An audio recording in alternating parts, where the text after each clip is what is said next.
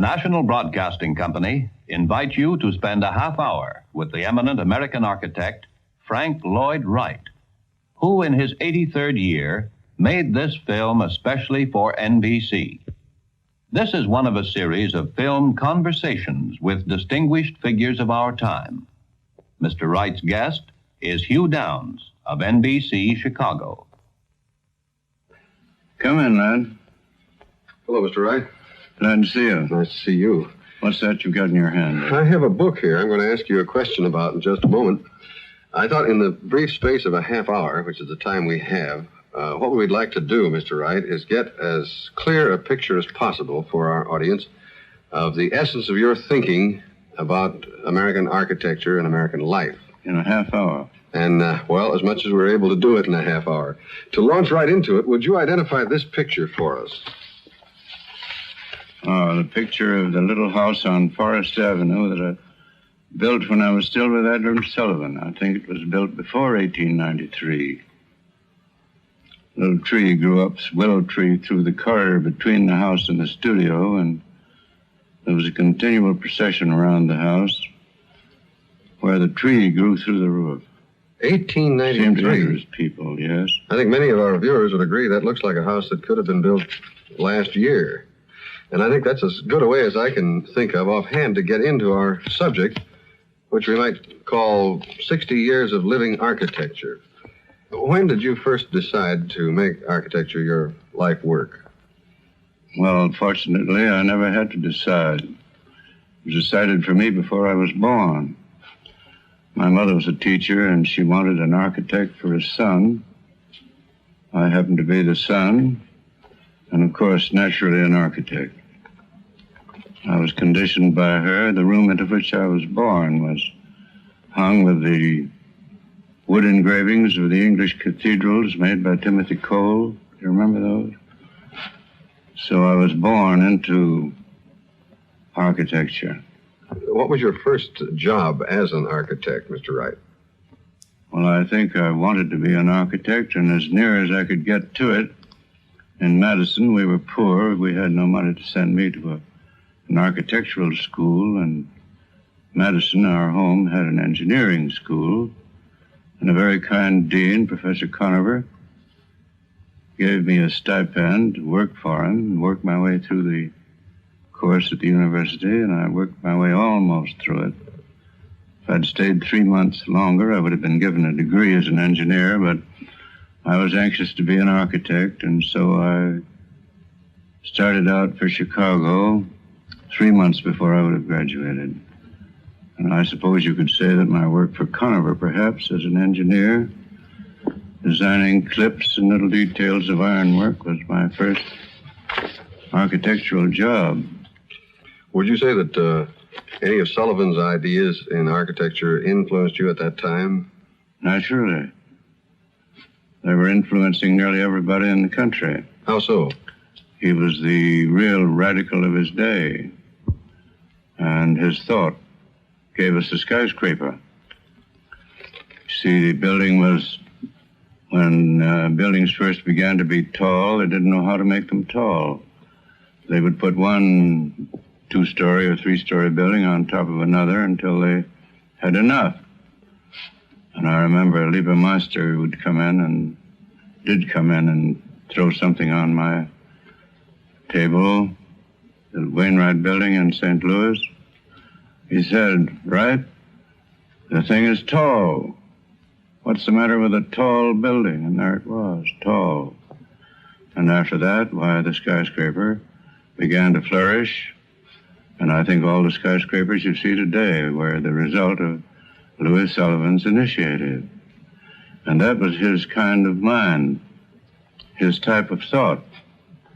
You see, he saw the thing directly for what it was. Most people who are at all acquainted with your work know the fact that your work is organic and intimately bound up with the lives of people. When did this idea first begin to take shape in your work? Well, that's pretty difficult to say. Of course, in my youth, nothing existed of the sort that I wanted to see happen. It didn't exist anywhere. It had to be made. And it happened out here on the western prairies of Chicago. The first expression in humane terms of what we call now organic architecture. Well, you use the word organic. Is that any different from my use of the word modern architecture, in your opinion? Very different, because modern architecture is merely something maybe built today, but organic architecture is an architecture from within, outward, in which entity is the ideal. We don't use the word organic as referring to something hanging in a butcher shop, you know. Organic means, in philosophic sense, entity, where the whole is to the part as the part is to the whole, and where the nature of the material is the nature of the purpose. The nature of the entire performance becomes a necessity, and out of that comes what significance you can give the building as a creative artist. Well, now then, with that in mind, what do you try to put into a house when you design one? First of all, the family it's designed for, as a rule. Not always easy and not always successful, but usually so. And we try to put into that house a sense of unity of the altogether that makes it part of its site. If the thing is successful, the architect's effort, you can't imagine that house anywhere than right where it is. It's a part of its environment, and it graces its environment rather than disgraces it. A striking example of a site and house going together is, of course, Bear Run House. How did you relate the site to the house? Well, there was a rock ledge bank beside the waterfall, and the natural thing seemed to be to cantilever the house from the rock bank over the fall. See, and the Bear Run House came into possession of concrete and steel with which to build a house, and of course, the grammar of that house cleared up on that basis, and then, of course, Mr. Kaufman's love for a beautiful site. He loved the site where the house was built, and he liked to listen to the waterfall.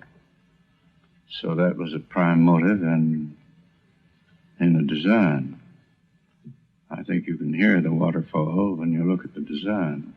At least it's there. And he lives intimately with the thing he loved. Tell us about your own home, Mr. Wright, Taliesin.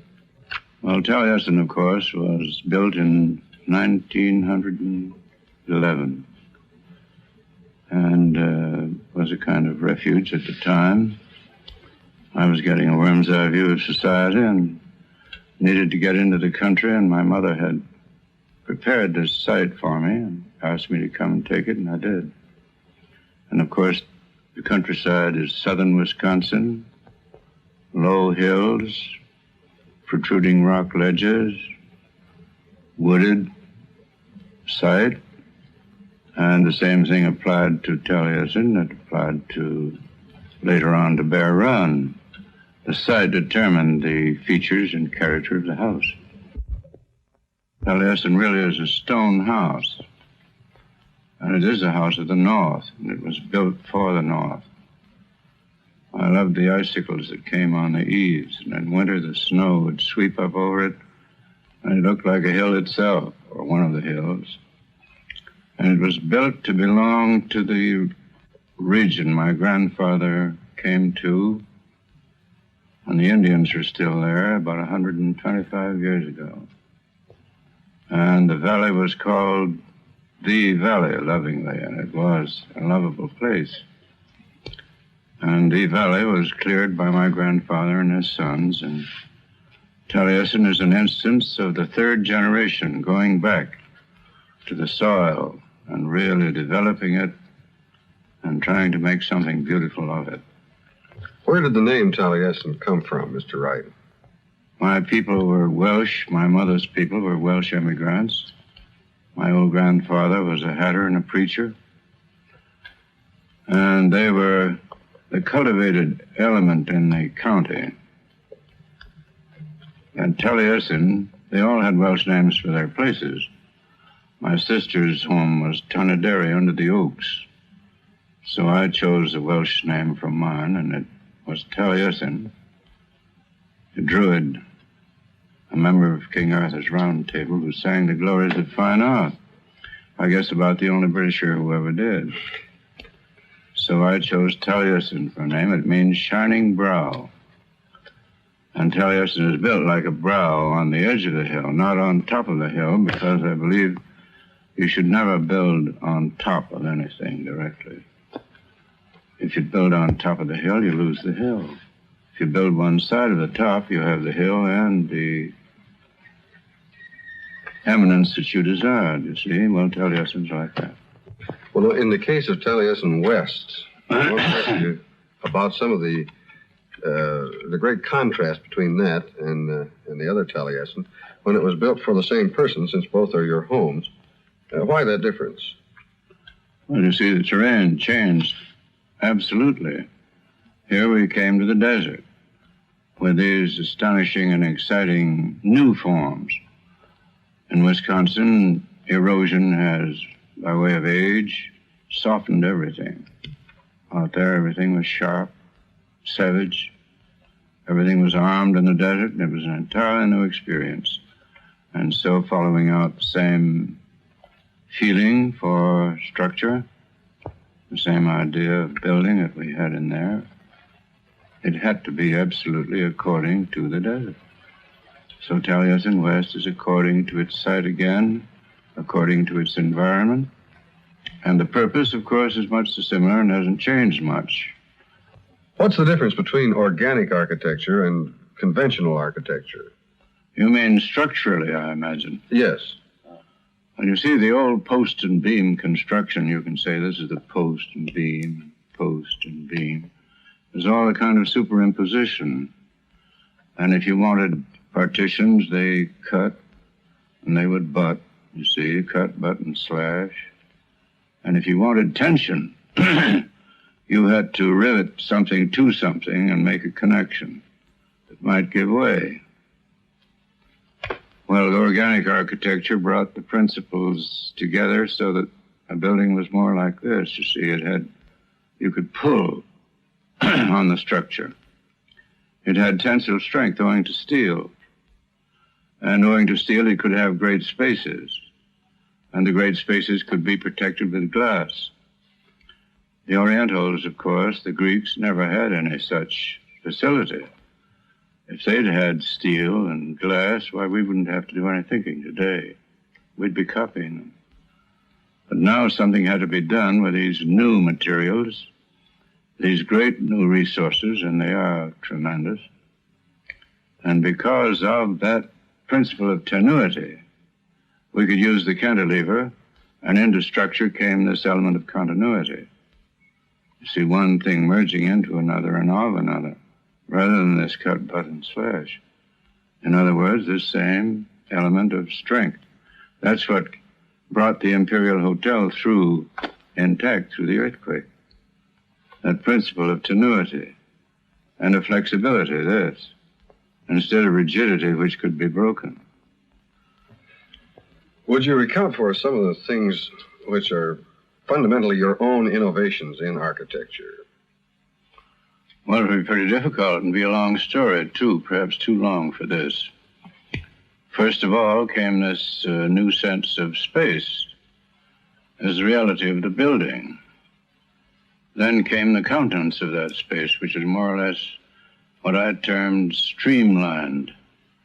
That word streamlined got into the language, I think, about that time through my effort. Then there was the open plan. Instead of a building being a series of boxes and closets, it became more and more open, more and more sense of space. The outside came in more and more, and the inside went out more.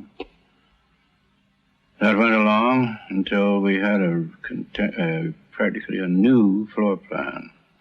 And it's been referred to always as the open plan. That was the direct result. Then, of course, there were structural implications, which we hinted at a little while ago, of a building that had tenuity and instead of a building without any, that could fall apart. These houses built upon this plan are good for 300 years, I should think. Several centuries.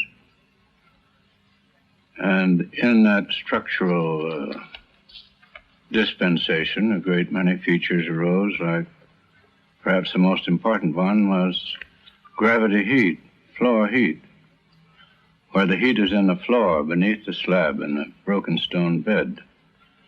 And with a thick drugget on the floor, you have a reservoir of heat beneath you. So you sit warm, you can open the windows and still be comfortable, and the children play on a nice warm surface, and if your feet warm and you sit warm, you're warm. Oh, and I think the corner window is something we should mention in connection with innovation, and you can judge from what happened by way of the corner window, what has happened to many of the innovations. The corner window was indicative of an idea conceived early in my work, that the box was a fascist symbol, and the architecture of freedom, of democracy, needed something beside the box. So I started out to destroy the box as a building. Well, the corner window came in as all the comprehension that ever was given to that act of the destruction of the box. The light came in where it had never come before. Vision went out, and you had screens instead of walls. Here the walls vanished as walls, and the box vanished as a box. And the corner window went around the world, but the idea of the thing never followed it. And it became merely a window instead of the release of an entire sense of structure. I've heard indirect lighting attributed to you. Is that... I did the first so-called indirect lighting very early, I guess it was about 50 years ago. Incorporated it behind shelves, cast it on the ceiling, then burying it in the ceiling and in various ways, doing, I suppose, nearly everything is being done today. I don't know of anything new. You've recently built a new church, and it's not typical of most churches in our experience. Could you tell us why? Well, there you see, the Unitarianism of my forefathers found expression in a building by one of the offspring.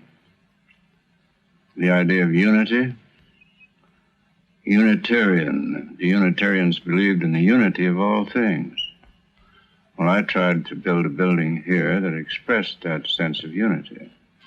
The plan you see is triangle, the roof is triangular, and out of it you get this expression of reverence without the steeple. The building itself, covering all in all, and each in all, says what the steeple used to say, but says it with greater reverence, I think, the form of the structure. And I didn't like to build a church in the city. I thought to take it into the country and make it more of like a country club, and its aspects would be more interesting and inviting to the congregation, so I persuaded them to go out. And we went out, but we didn't go far enough, I guess, because before we got the church built, the town came out. And we found ourselves suburban instead of in the country. But if you're going to decentralize now, you've got to go far and go fast, because everything is coming along. You can see decentralization everywhere now. You can see the factory going to the country. You can see the merchandiser, impatient with the traffic problem, moving out to the country. I think the gas station was an agent of decentralization. All these things are going on around you, whether you want to acknowledge them or not.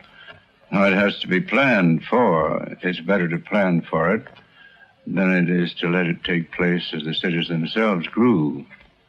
New York, for instance, is just an overgrown, crazed village in plan. And so it is with all our great cities. And what is supposed to be the growth of the city is really going to be finally the death of the city. If you were to plan and build an entire city including the elements of shelter and work, recreation, and worship, as we were just talking about. What would you intend to accomplish in doing this? Well, I think primarily the use of and sympathy with the site, the nature of the ground, and the purpose of the city or town, whatever it might be. And, of course, the character of the inhabitants would be no little consideration in that connection. In other words, it would be a native, a natural performance. Organic architecture is a natural architecture. A natural architecture. Now, what would a natural architecture be? It wouldn't be some eclecticism, something that you picked up somewhere by way of taste and applied to the thing. You'd go into the nature study of the circumstances and come out with this thing from within, wouldn't you? Well, it would apply to a town, apply to a city, apply to the planning of anything. Even to a factory? I wanted to ask, when you build Especially a factory, well, what do you consider are the most important factors in this case, building of a factory? Well, I think the human values involved. I think the lives of the workers. I don't see why it isn't a more profitable thing to make those lives happy. They'll be more productive. And environment, as we found it to be when we built the Johnson building, results in a greatly increased efficiency on their part. If you make them proud of their environment and happy to be where they are, and give them some dignity and pride in their environment, it all comes out to the good where the product is concerned. The Johnson people have found that out. The Johnson people have a profit-sharing system with their employees. And when they got into that building, why, one of the first consequences was tea in the afternoon. And they didn't like to go home. They loved to stay in the building, be there, come early, enjoy it as charming features of a very interesting, exciting environment. And it is profitable, it does. I think the phrase is payoff, isn't it, in our country? And the payoff, of course, is the criterion by which everything is decided. Well, even deciding it by way of the payoff, a healthful environment in which the workers can take pride pays off. Over the years, Mr. Wright, the American press and sections of your own profession have not always treated you kindly. I just wonder if you have any comment about this. Well, I don't see any reason why they should have treated me kindly. I was entirely contrary to everything they believed in. And if I was right, they were wrong. Why should they treat me kindly? It was a question at one time, I suppose, of their survival or mine. And in those circumstances, you know what happens, don't you? Something has to give. It's still happening in a way, but not so much now. But it is true that still the greatest appreciation for what we've done comes from European countries in the Orient rather than from our own country. We're very slow to take things on that occurred at home. It's always been the idea of our people that culture came from abroad, and it did. Can't blame them for thinking so. They didn't want to hear of its developing in the tall grass of the western prairies. That was not exciting. In fact, they rather resented hearing about it in that sense. So when it had gone abroad, and it had been understood and appreciated abroad, and the Europeans came over here with it, they could sell it to the American people, and they would take it from them when they didn't like to take it from me. Through the span of your life, there have been great changes in the world, economically, socially, and ideologically. Through years of war and peace, through years that spelled great hopes and great disasters for mankind. Have any of these changes influenced your work or your thinking? No. And it's a little unfortunate that my work couldn't have influenced those changes. Probably if it had been better understood, I might have had a very beneficial influence on those changes. But I can't say that those changes had any effect on my work. My ideal was pretty well fixed. I was pretty sure of my ground and my star, and I saw no occasion. You see, early in life I had to choose between honest arrogance and hypocritical humility. I chose honest arrogance and have seen no occasion to change even now. We are pursuing the same center line through all changes, and I'm confident that the principle of our work, which is its heart and center line, is really the ideology of a democracy. And if democracy is ever to have a free architecture, I mean, if it's ever to have freedom, have a culture of its own, architecture will be its basic effect and condition, and I believe we have the center line of that architecture. Architecture for freedom and for democracy. Among other things, you're a teacher, Mr. Wright. In your years of experience, what conclusions have you reached as to the roles and duties of the teacher and those of the student? I'm expected to answer that now, am I? I'm no teacher. Never wanted to teach and don't believe in teaching and art. Science, yes, business, of course, but an art cannot be taught. You can only inculcate it. You can be an exemplar. You can create an atmosphere in which it can grow.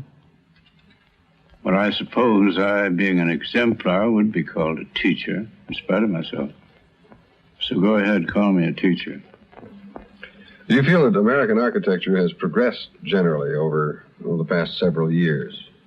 No, I'm afraid it has not. I think that the effects have been sought and multiplied, and the why of the effect, the real cause at the center of the thing, seems to have languished. If they once mastered the inner principle, infinite variety would be the result. No one would have to copy anybody else. And my great disappointment in it all is that instead of emulation, what I see is a wave of imitation. In your long life of practical and artistic endeavor, what do you consider is your most satisfactory achievement? Oh, my dear boy. The next one, of course. The next building I build. Well, go on from there. What is that? I don't know. I'm not sure. But whatever it is, that will be it. What would you say is the greatest disappointment in your career? Well, I think I touched on it a moment ago when I said that instead of emulation, that I'd seen chiefly imitation of the imitation by the imitator. Might not be the price that you pay for being ahead of your time? Well, I've had to think about it a good deal of recent years, and looking back, I suppose that that's the way the thing always happens. Probably it has always been so, and is a little more obvious in our day because of commercialized conditions and everybody being in a kind of free-for-all to pull out what he can as soon as he can and make the most of it. So I don't suppose it's any worse than it ever has been. And maybe that's the way it has to come. Maybe that's the way great ideas eventually obtain, by way of abuse. Well, it's a moot question. It's not to be settled here, nor is it to be settled by me. For the past half hour, we have been visiting Frank Lloyd Wright with his guest, Hugh Downs.